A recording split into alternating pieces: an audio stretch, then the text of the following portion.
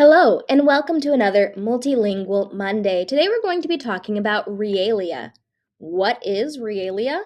Realia refers to items and objects from real everyday life that we use as a teaching aid. So let's talk about what that could look like in the classroom. Realia could look like a teacher talking about measurement and bringing in real measurement cups from home or bringing in mason jars to show quarts versus pints. Things that the students can look at, they can touch, they can practice using, and it helps cement that new concept for them. It could also look like talking about culture or talking about a certain place and then bringing in maybe souvenirs or items from your trip to that place. In science class, it could look like bringing in real things from life, perhaps an old bird's nest or a wasp nest, without the wasps in it, of course. But think about those things that you might remember from your science teacher when you were in school. What kinds of things did they have in their classroom that helped you remember things or learn about things or see them in their real life context?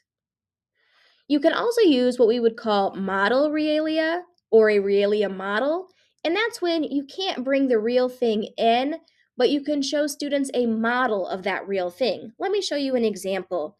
Here's something from the butterfly life cycle. It's a model that shows all the parts. Here I have a leaf with the eggs and the larva. Next comes the caterpillar, the chrysalis or the pupa, and then finally the adult butterfly. This is something that I could pass around, allow students to touch.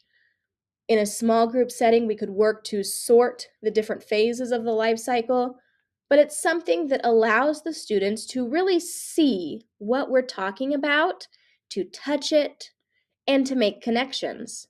So, I encourage you this week, what kinds of real life objects can you bring into the classroom that will help students connect to what you're learning about?